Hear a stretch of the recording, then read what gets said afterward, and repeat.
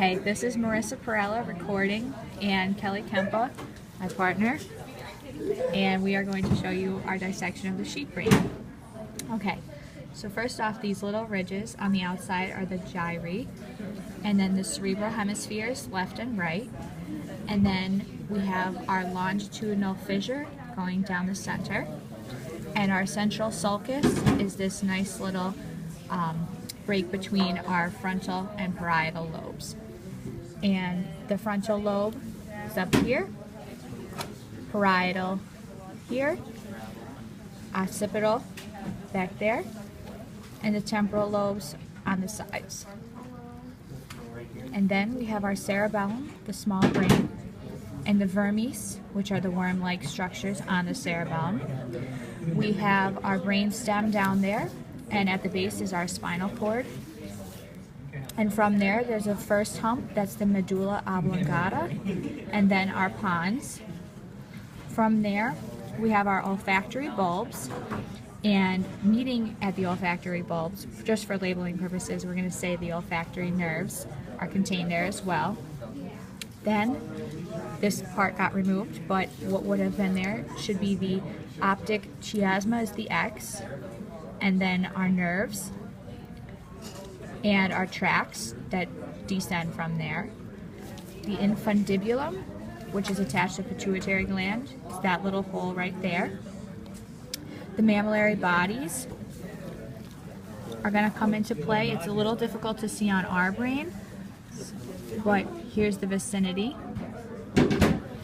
And the superior colliculi can be seen if you pull away the cerebellum. The larger structures are the superior colliculi. Then we have our inferior right below there, and that makes up the corpora quadrigemina. Then we have the cerebral peduncles, should be right in that area. And then we have dura mater, which is all what was taken away from our brain. And then right underneath there would have been the arachnoid mater. You wouldn't have necessarily seen it. And then pia mater is almost like a saran wrap covering the brain. And we cut away at that when we went down the center. Okay, so we made a cut down the longitudinal fissure to reveal the inside of the brain. So right here you can see the corpus callosum and the fornix right here.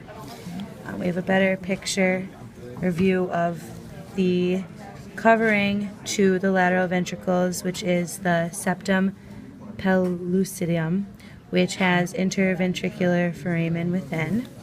I'm going to switch to our other half. Inside the lateral ventricles, there is the choroid plexus, but you can't really see it too good right in there.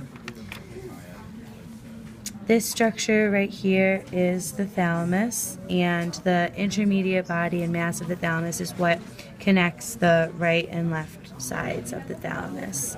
Right up here is the epithalamus on top of the thalamus. Our pineal gland is better seen in this side. It's this little structure right here.